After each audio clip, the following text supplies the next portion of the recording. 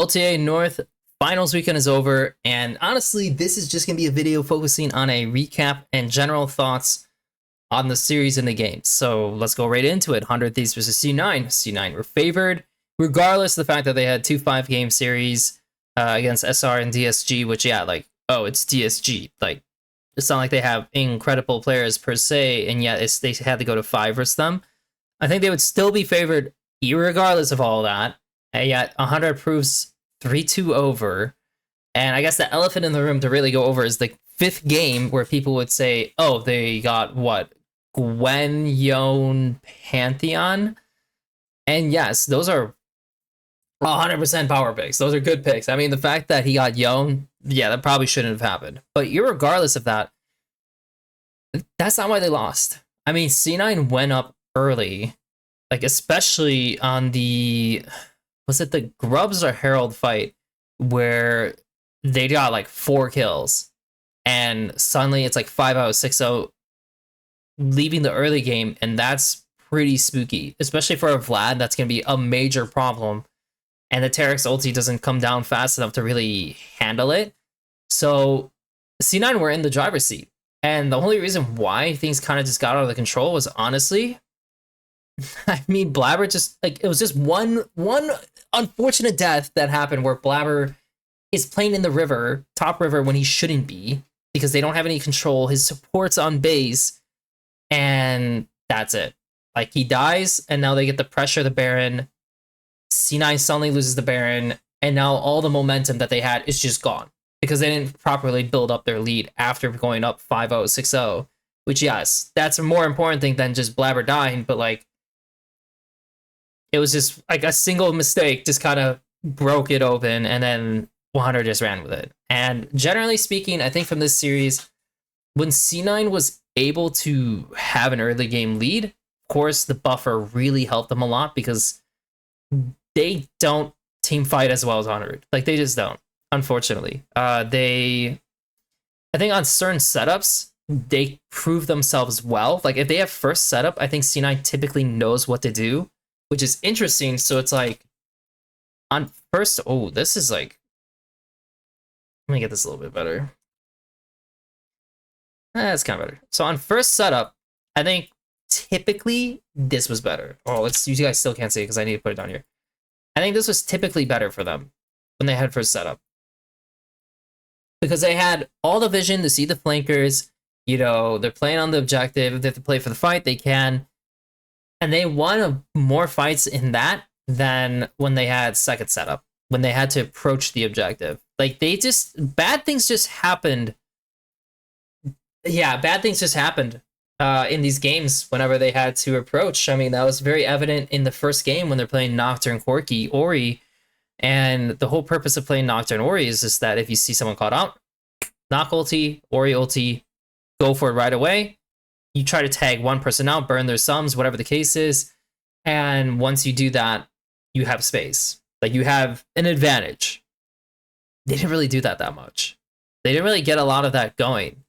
And the Kali ends up just kind of getting some insane flanks in the game, which kind of just exploded the game. In other situations, you know, like we had Viego versus Silas, and 100 actually had a good draft. They had good champs, good matchups, and yet, unfortunately for them, honestly, it was just one major fight that just kind of flipped it all around, and it was a dragon fight with Silas getting a quadra kill. I mean, what, like, again, 100 just kind of played for the objective, not the fight, so they were kind of doomed in the situation already. And once, like, C9 had that lead, like that, like, final, like, oh, Silas is massive, like, the game was just super hard because they're playing Viego, right? And that's just kind of the story of the series, really. Like, it was just these team fight situations that really played off the game, like the game flow, the game shape in the end of the day. I mean, that's really all it was. I think C9 had perfectly fine early games in multiple games. Like I said, like, you know, Blabber's up 3-0, you know, Blabber's up 2-0. Their lanes are doing pretty reasonable, you know. I think it's just these mid lane situations that C9 just kind of routinely messed up on, especially when going through mid. Like, honestly, there was multiple times where I saw them, like, if they're playing like the Lucian with Sven, they're not moving through mid well enough. Like, what's his name? Falcon would move ahead, getting vision. His jungler is gone, and then for some odd reason, Sven is left on the wave, contesting alone, and generally it's just not good for the game to be that way, especially when like their Gnar Thanatos is exposed on bot, and yeah, like they just, I don't think they really played that well around mid lane, like at all. And Thanatos had a pretty reasonable series, but I think he still had the same issues I've witnessed from him in LCKC Challengers League, where he like has a fine lane. I mean, he does like fine stuff in team fights as well at times, but generally like some of the impact, some of the big moments that he needs to reach for just didn't happen. Just didn't happen. And because of that, you know, you lose out on these swinging plays compared to 100, who Quid was doing it, FBI was doing it, River was doing it, hell, Ayla was doing it. Like, yeah, I think they just had a lot more players just making a lot bigger plays more often compared to the other side. And that was like, that's pretty much just how the series went. I mean, I don't think it was the draft issue in the 5th game. Honestly, it was just a mentality of how to play the game and not snowballing enough, not playing well around mid lane, like in the mid lane stages through mid lane with your ADC, and you just lost. And that sucks. And we go into the SR 100 Thieves series. This one was a lot sadder compared to this, because at least this was competitive. This one, for one, Mr. Palafox, Mr. Palafox himself was just like not a guy in a lot of these situations. I mean, he was just losing the quid, and just, yeah, he didn't really feel his presence that much. I mean, he lost also to Quad badly, and I think again that's evident that he's just not very technical. He's not like, he's okay for what he is, but he's not, I guess you could say he's like Dokla. You know what? That's a good way to view it. He's kind of like Dokla. He's very willing to make plays. He's very willing to, you know, contribute, but is he an outstanding player? Is he a player who's just going to be overwhelming? No, he's not. Unfortunately, he's not. I think their bot lane got outcompeted by 100's bot lane, who are doing well. Like, FBI and Ayla are actually on fire at this point with the plays they're making, the commitments towards the fights, and that was kind of an issue for them, especially because SR's weakest member is their support. Which, yeah, I mean, if your bot lane's getting picked apart and that's the strength, if your mid and bot lane are getting picked apart and that's the strength of 100, you're gonna have issues. I think Contracts actually had some pretty solid plays happening in the series. I do think he was putting up a good job in the end of the day, Contracts, but for what was going on in his lanes, and especially what was happening in the fights, because my god, like even in the 3rd game where SR actually did get an early game lead, I think they lost one fight where maybe 3 to 4 people die. And after that point, every single fight taken, same thing happened. They just got like completely swiped across the board every single fight after that, because they're just not a good fighting team, unfortunately. Like, that's SR. Like, they don't fight well. Like, they need to play for their leads, their early game leads. They get like C9 a little bit, though I will say C9 is actually more capable of fighting. SR isn't. And once SR didn't get these early game leads, or let's say they lost one fight and they couldn't reset and get things in order, that was it. Like, literally, the games just ended so quick, so fast. It'd feel very depressing if I were them to be playing this. Like, I think Fudge did a fine job in the end of the day. Like, I don't think he was a major issue. Just like how I think Thanatos, though I think he could have done more, was not a major issue for C9. I don't even think Loki was like a major issue. I think it was just a competitive series, competitive match. So in the end of the day, he just couldn't find a way. And I think both these junglers also, Blabber and Contracts, are a little prone towards inting like situations, which is the reason why also the FlyQuest series was a lot harder, because these guys were having problems, unforced errors, a lot more unforced errors compared to FlyQuest. And River, at this point, for how River is going down CS. Like, he's actually minus CS, so he can make like ambush plays, like sneak plays. You see this a lot. If you like just look at his CS value, like how many creeps he's taken, he's almost looks like he's always down camps in a way to his opponent, but he's making plays. And so like he's sacrificing some of this in essence to, you know, find opportunities. And it works against, especially against these two teams, it works a lot because, you know, they're just not as disciplined. Granted, C9 is a tougher team, and that's again why it was 3-2. You know, they're a more disciplined team, yet still prone a lot often to some of these looks. And that's why when we go into the FlyQuest 100 series, you know, now they have Inspired. And Inspired is the guy who just really doesn't make a ton of mistakes, especially at this level in LTA. And he's kind of steering the ship. So like the game plan's a lot based on like what he's doing.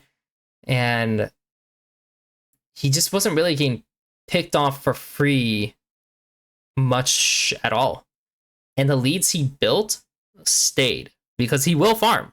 Like, you know, Blabber farm too, but he will upkeep his farm and have a lead.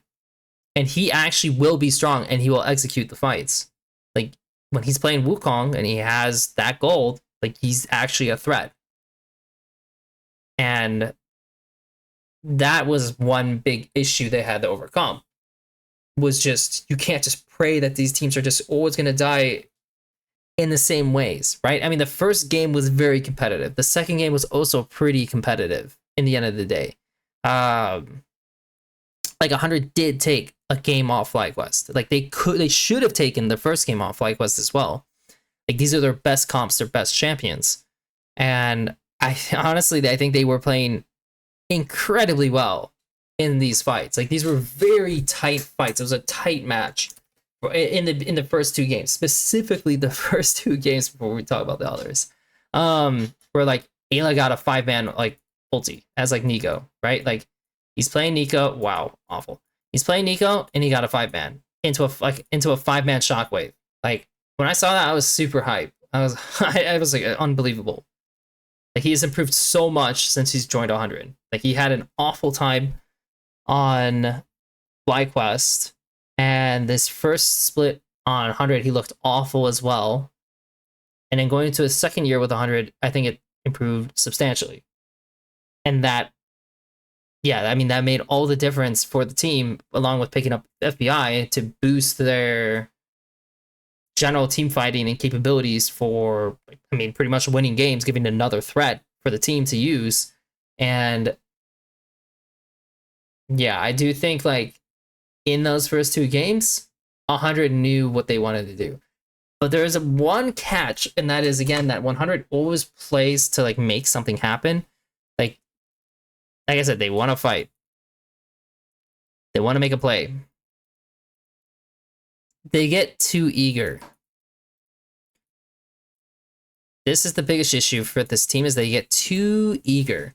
And so I know in the first game they lost because they tried to make a committed play that was going against everything that was happening in the game. Because at this point, I'd say both teams, the team that initiated typically was losing the fight.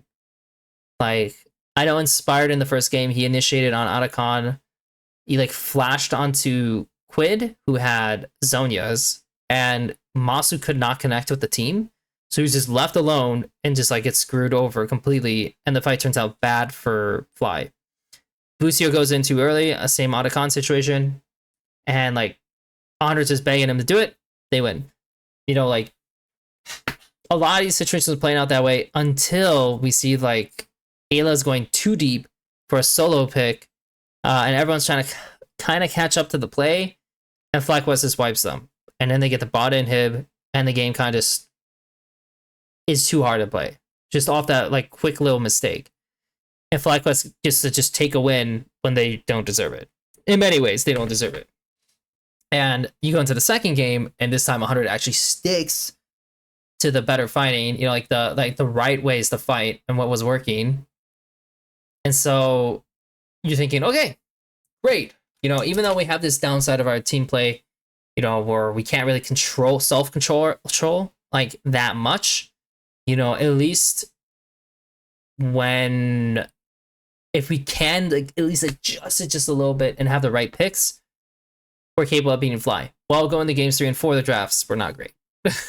Like, unfortunately, the drafts in 3 and plus 4 were just not good by 100. I mean, they picked Nefiri, and I do think, like, yeah, okay, maybe it could work, but, like, you're picking Rise Nefiri, Cassio's up, and you know this guy's going to pick Cassio. Like, it's a guarantee. So, like, what is your answer towards dealing with Cassio? Because if you're picking a dive comp, you're going to lose.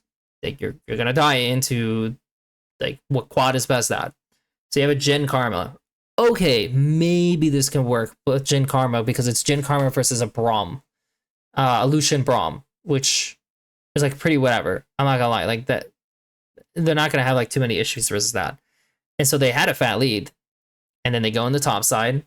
It's a 3v1 dive, and Ayla just kills himself. Whippo gets a free kill for doing basically nothing. He just W'd the guy and just threw his Qs at him, and he dies. Whippo's able to farm the entire time and become an insane force. And unfortunately, the way they drafted, you know, they have a Jax. Right, this is the game I'm thinking of. Right? They had a Jax Aurora? Was it Jax Aurora? I don't remember what their mid pick was. But I know they had Jax top at the very least. And with these champions, if they lose side, they're not going to 5-man group win on team fights and playing on mid. They don't have the kind of engages or power to do much. Like, they have to have power inside lanes, in their solo lanes, to actually play out. Well, that was stripped from them, and the game turned on their head, and it was awful.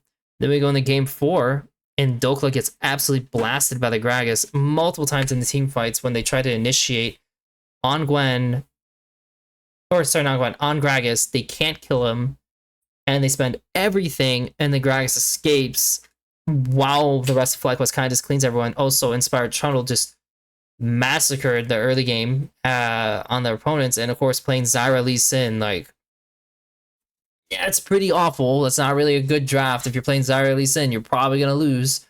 So I think it's kind of unfortunate for this series specifically, because I feel like if we got to look at it again and we say we have some like different looks on the picks for the games 3 and 4, I think this could be a more competitive situation.